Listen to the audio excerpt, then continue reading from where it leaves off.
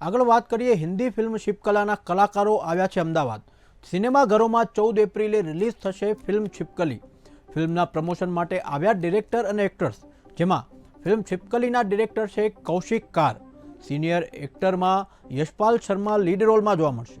યોગેશ ભારદ્વાજ અને તનિષ્ઠા બિસ્વાસનો અભિનય કરાશે, જેમાં પ્રથમવાર હિન્દી ફિલ્મમાં કરશે અભિનય। ફિલ્મ छिपकली સસ્પેન્સર થ્રિલર ફિલ્મ છે। 14 એપ્રિલથી હિન્દી મૂવી જે छिपकली છે તે સિનેમાઘરોમાં આવી રહ્યું છે। આપણી સાથે ડાયરેક્ટર છે, આપણે એમની સાથે પણ વાત કરીશું। क्या बोल रहे छिपकली मूवी, किस तरह से नाम आपने देखा, किस तरह से सोचा छिपकली?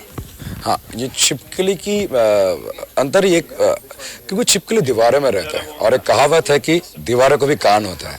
और जैसे कि मैंने पहले बताया कि ये साउंड, लाइट्स, ये पंचभूत और ये पंचेंद्रिय, ये सब के लोग क्या होता है। तो मुझे लगता है कि ये थ्योरीज है और पुराण में भी ऐसे कहा जाता है कि जब कोई नहीं है घर में तो छिपकली तो होता ही है और उसको सब दिखता है, वो सब सुनता है और कभी कभी बोल भी देता है। जैसे मानो कि तोता भी बोलता है, जो जिसके बोलना आता है वो बोलता है।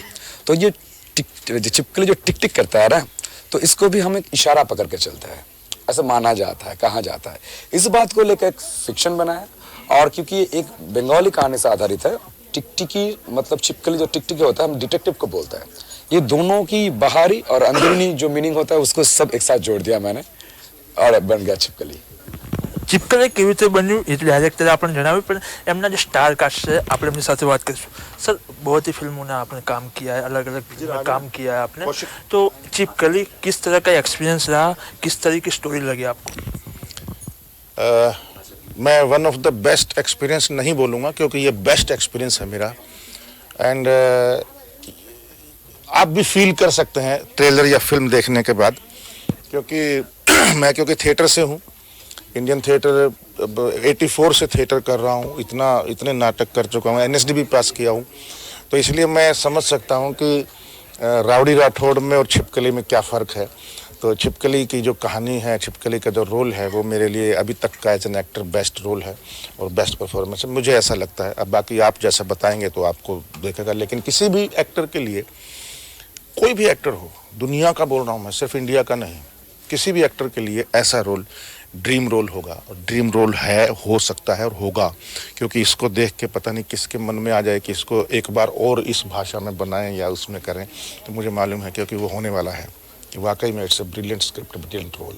कोई भी रोल होता है, कोई भी नया रोल होता है, इससे तो आपने बहुत रोल किए, पर ये रोल के लिए कोई खास तैयारी करी, किसके लिए आपको चैलेंजिंग लगा कि दूसरे तो मैंने रोल बहुत ईजी कर दिया, पर इसके लिए मुझे तैयारी करनी पड़ेगी? देखिए, बिना तैयारी के, क्योंकि मैं ट्रेंड एक्टर हूँ, तो जो कुछ खास रोल ऐसे होते हैं जिसके लिए आप जी जान एक कर देते हो, यही उनमें से एक रोल ये है। और बाकायदा लॉकडाउन भी था, दूसरी लहर भी आई थी उन दिनों, तो 4 महीने तकरीबन 4 महीने 7-8 दिन ऊपर ही तैयारी चल रही थी, उसी कॉस्ट्यूम में, उसी तरीके से चलना, उठना, बैठना, खाना पीना, किताबें पढ़ना और लिखना वगैरह सब कुछ प्रैक्टिस चल रहा था। फिर उन्होंने चश्मा बोला था, चश्मा बहुत कंपलसरी है इस रोल के लिए, और वो उसके साथ कैसे खेलना, चश्मे के साथ बार बार उतारना, पहनना, या उसकी चाल कैसी होगी, उसकी ढाल कैसी होगी, उसका बिहेवियर कैसा होगा, कंफ्यूज है, फ्रस्ट्रेशन है, उसके नॉवल नहीं बिकते हैं, वो इतना गरीबों के बारे में, दलितों के बारे में लिखता है, जिनका रेप हो चुका है, जो बिल्कुल मजदूरों के बारे में लिखता है। तो इसीलिए उसको शायद पल्प लिटरेचर की तरह नहीं लिखता है वो, मतलब जो पब्लिक को अट्रैक्ट करने के लिए कुछ भी अनसंट लिखते हैं या जैसे फिल्में भी बनती हैं ऐसी, वैसा नहीं। तो वो अपने उस पर कायम है और ऐसा उसको लगता है कि बहुत ही ज़्यादा ज्ञान प्राप्त किया हुआ, ऐसा उसको लगता है कि ऐसी चीज़ों को कोई क्यों नहीं, तो वो फ्रस्ट्रेशन भी है, क्यों नहीं खरीद रहा है या क्यों नहीं चल पा रहे हैं नॉवल, वो फ्रस्ट्रेशन भी है एक लेखक की, तो उस सब की तैयारी करना पड़ी। लास्ट क्वेश्चन, नए डायरेक्टर है, इसे अभी फिल्म इंडस्ट्री की जो कहानी है, नए डायरेक्टर में कोई रोल करना जल्दी नहीं चाहते, आपने किस तरह से स्टोरी सुनी, किस तरह से लगा नहीं कुछ अलग है? देखिए, मेरा तो हमेशा से मानना रहा है कि मैं इस मामले में पुराने डायरेक्टर या बड़े डायरेक्टर हैं, कितना बड़ा नाम है, कितने स्टारों के साथ काम कर चुके हैं, मेरे लिए अब ये मायना नहीं रखता है।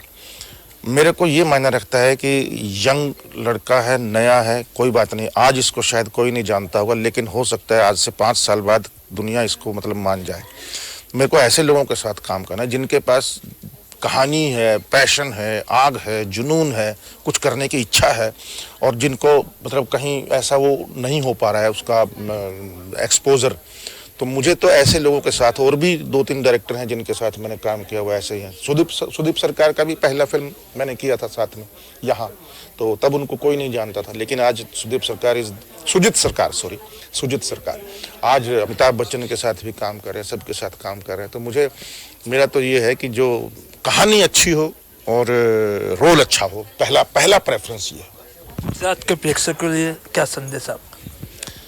गुजरात के दर्शकों के लिए और श्रोताओं के लिए ये एक संदेशा है भाइयों, दोस्तों, मित्रों, कि अच्छा सिनेमा बनता है लेकिन उस पर भरोसा कम है लोगों का। उस भरोसे को जिंदा रखने के लिए आप ये सिनेमा देखिए, और मेरी गारंटी है चाहे वो शाहरुख खान की फिल्म हो, अक्षय कुमार की फिल्म हो, या जिनके साथ मैंने भी काम किया है, सलमान खान की फिल्म हो, उससे ज़्यादा मज़ा नहीं आए तो बताना। क्योंकि आप एक किताब पढ़ने के बराबर है ये फिल्म देखना। तो पुस्तक पढ़नी है अगर 2 घंटे में, तो ये फिल्म ज़रूर देखेगा। आपने किचन में देखा, बाथरूम में देखा, बेडरूम में देखा, छिपकली अब सिनेमा हॉल में देखिए। Thank you. તો આ તો સ્ટારકાસ્ટ એમનું કહેવું હતું કે જે સલમાન હોય, અક્ષય કુમાર હોય, કે જેની ફિલ્મ તમે જોઈ હશે એવી ફિલ્મમાં જ આ ફિલ્મમાં મજા આવશે। જે સ્ટારકાસ્ટ છે આપણે એમની સાથે વાત કરું। मैडम क्या बोलोगे, चिपकली आपके लिए भी एक नया एक्सपीरियंस है, फर्स्ट हिंदी मूवी, किस तरह से पूरी शूटिंग हुई, कितना चैलेंजिंग रोल था? मेरा बिगेस्ट मोटिवेशन इस फिल्म को करने का ये है कि इसका कंटेंट बहुत स्ट्रॉन्ग है, बहुत अलग है, बहुत थॉट प्रोवोकिंग है, क्योंकि ये कोई कोई साइकोलॉजिकल थ्रिलर नहीं है, फिलोसॉफिकल थ्रिलर है। लोग हमेशा साइकोलॉजिकल थ्रिलर देखते हैं और बहुत सारे ऐसे फेमस साइकोलॉजिकल थ्रिलर्स है भी वर्ल्ड मूवीज़ में, पर ये पहली बार एक फिलोसॉफिकल थ्रिलर मतलब मेरे ख्याल से, मेरे हिसाब से पहली बार मैंने देखा है एक फिलोसॉफिकल थ्रिलर। और यही कहना चाहूँगी कि ये छिपकली बहुत ही अलग है दूसरे फिल्मों से। और पहले ये लगा था मुझे पहली बार जब मैं स्क्रिप्ट सुनी थी, क्योंकि मैं तब से इस फिल्म के साथ जुड़ी हुई हूँ जब से ये कंसीव किया गया है। तो तब से जुड़ी हुई, तो मेरा जर्नी भी बहुत इमोशनल रहा है, क्योंकि मैंने एसोसिएट भी किया है डायरेक्टर को और कॉस्ट्यूम भी डिज़ाइन किया है। We actually worked like a family, because हम लोगों ने 25 दिन से ऊपर इसका वर्कशॉप किया, तो वो मतलब अंदर में घुस गया था, वो अंदर से। आपका रोल किस तरह से इस मूवी में, किस तरह से, क्योंकि आपने बंगाली मूवी की है, इस हिंदी फर्स्ट मूवी, रोल किस तरह से है? और ये रोल के जाने के लिए कोई भी एक रोल करते हैं तो अंदर रोल को क्रिएट करना पड़ता है, किस तरह से मेहनत की आप? देखिए, ये बहुत एक रिलेटेबल कैरेक्टर है, मतलब जैसे एक आइडियल इम्प्रेशन रहता है दिमाग में जब हम सोचते हैं कि हमें इस तरीके के इंसान के साथ लाइफ बितानी है, जो कि मतलब हमें प्यार करे अनकंडीशनली, ना कि हमें जज करे, हमको नापे नहीं, कितना हम कर पाए ज़िंदगी में, कितना नहीं कर पाए, सफलता असफलता के तोले पे ना नापे, और गलतियाँ हो भी जाए तो उनको सुधारे, ना कि छोड़ के चली जाए, ना कि जज करे। तो हमेशा ये होता नहीं, पॉसिबल नहीं होता है ज़िंदगी में, लेकिन एक आइडियल इमेज रहता है कि आई विश ऐसा कोई मिल जाता। तो मेरा कैरेक्टर कुछ वैसा ही है, बहुत सॉफ्ट स्पोकन है, बहुत ही मैजिकल है, और एक ट्विस्ट भी है कैरेक्टर में, जो कि इस कैरेक्टर का एक अलग सा एसेंस है। तो वो मैं अभी डिस्क्लोज़ नहीं करना चाहूँगी, क्योंकि ये थ्रिलर मूवी है, और थ्रिलर अभी डिस्क्लोज़ कर दिया तो कोई मतलब नहीं बनता है। ओवरऑल मेरे हिसाब से it's a very relatable character, very very sweetly needed. जैसे हम लोग सोचते हैं कि हाँ, एक एडमायरर ऐसे मिल जाए, एक पार्टनर ऐसे मिल जाए जो कि हमें मतलब जज ना करते हुए भी प्यार करे, हमारे साथ रहे, ऐसा ही एक किरदार है, बहुत बिलीवेबल है। तो बहुत मज़ा आया काम करके इस कैरेक्टर में। सर, आप हिंदी मूवी कर रहे हो, कौन सी या इसके पहले आपने मूवी की है कि नहीं की, किस तरह से चैलेंजिंग रोल रहा, क्योंकि आपसे सीनियर एक्टर है, उनके साथ काम करना है एक चैलेंज ही होता है, किस तरह से पूरी जर्नी रही? हाँ, बहुत ही खूबसूरत जर्नी रही। और देखिए, जब आप जिस काम से प्यार करते हो ना, उसमें आपको चैलेंज बहुत कम लगता है और मज़ा ज़्यादा लगता है। बट चैलेंज किरदार का ये था कि मैं एक डिटेक्टिव का कैरेक्टर कर रहा हूँ, रुद्राक्ष रॉय नाम है उसका। और वो एक ऐसे व्यक्ति की छानबीन के लिए जा रहा है जो व्यक्ति अपने आप में बहुत कॉम्प्लिकेटेड है और बहुत पहुंचा हुआ है। अगर सिंपल मर्डर मिस्ट्री होती तो शायद मेरे किरदार को इतनी ज़रूरत नहीं होती तैयारियों की। पर एक ऐसा इंसान है जिसका नाम चतुर्वेदी रखा गया है, जो 4 वेदों का जानने वाला है, जो सामाजिक अर्थव्यवस्था के बारे में बहुत कुछ जानता है, जो एक इंसान की व्यक्तिगत राजनीति से लेकर सामाजिक राजनीति के बारे में बहुत कुछ जानता है, बहुत ज़्यादा पढ़ा लिखा है और फ़िलॉसफ़ी लिखता है। तो मुझे ये ज़रूर पता था कि ऐसे इंसान की छानबीन के लिए अगर मैं जा रहा हूँ तो मुझे भी उसकी जितनी नॉलेज तो अर्जित करनी पड़ेगी, नहीं तो वो शब्दों का जादूगर है, मुझे अपने शब्दों में कहीं ना कहीं उलझा देगा। तो एज़ योगेश मुझे रुद्राक्ष को उस तरीके से प्रिपेयर करना पड़ा जिस तरीके से आलोक चतुर्वेदी को लिखा गया है। ट्रेलर में पूरा अलग ही बताया, दूसरी मूवी से अलग है। आपको चैलेंजिंग लगा कुछ कि मेहनत करनी पड़ेगी ये रोल के लिए? देखिए, बतौर एक एक्टर आप हर किरदार के लिए ही बहुत मेहनत करते हो, वो और हर किरदार का अपना चैलेंज एक अलग होता है, अपनी मेहनत अलग होती है। अब मैं किसी एथलीट का कैरेक्टर कर रहा होता तो शायद मुझे फिजिकल उतना मेहनत करना पड़ता, पर इस किरदार के लिए मुझे दिमाग की मेहनत ज़्यादा करनी पड़ी। शरीर बनाना आसान काम है, दिमाग बनाना बहुत मुश्किल काम है। तो इसमें जो मेहनत थी वो दिमाग की मेहनत थी, तो उसी के ऊपर काम किया कि थॉट प्रोसेस को कैसे पकड़ा जाए इस कैरेक्टर के को। आपसे सीनियर है, उनके साथ काम करना, और उसमें भी पहले हिंदी में कोई डर था कि कि किस तरह से मैं कर नहीं पाओगी कि कर लूँगी, कि टीम का सपोर्ट कैसा था? देखिए, ऑनेस्टली स्पीकिंग थोड़ा डर तो था, क्योंकि पहली हिंदी फिल्म है और पहली हिंदी फिल्म में इतने बड़े कलाकार के साथ स्क्रीन शेयर करना वही मेरे लिए बहुत बड़ी रिवॉर्ड है। लेकिन मैं ये ज़रूर बताना चाहूँगी कि एक आर्टिस्ट को एक अच्छा इंसान होना इम्पॉर्टेंट है पहले। यशपाल सर बहुत बढ़िया इंसान है, क्योंकि जब पहले दिन मैं उनको मिली तभी उन्होंने वो आइस ब्रेक कर दिया था।